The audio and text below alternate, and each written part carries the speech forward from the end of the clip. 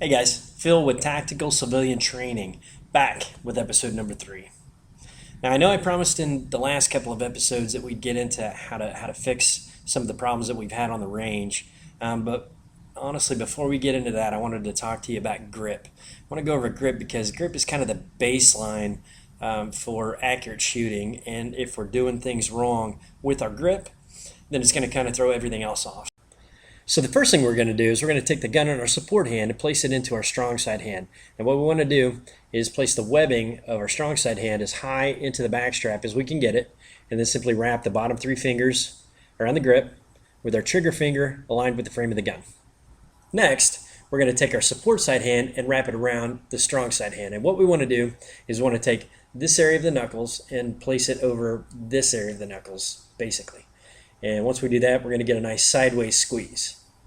Now at this point, you may be asking, what do I do with my thumbs?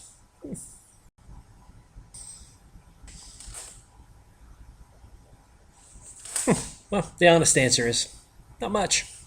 So our weak side thumb is going to run alongside the frame, and the thumb tip is going to be somewhere around the takedown lever. The strong side thumb is simply going to sit on top of the weak side thumb. So I want to talk to you about a couple of common problems people have with grip, and the first one's going to be crossing the thumbs. Instead of having a good solid grip with a good sideways squeeze, thumbs resting on top of one another, we'll cross this thumb over the top, and what that does is it forces our palms to separate just a little bit, and we lose the leverage that we have from the good sideways squeeze. The other problem that we come into is as we're squeezing our thumbs down on top of each other, we're actually going to push the gun to the right just a little bit, which is going to force our shots off and to the right.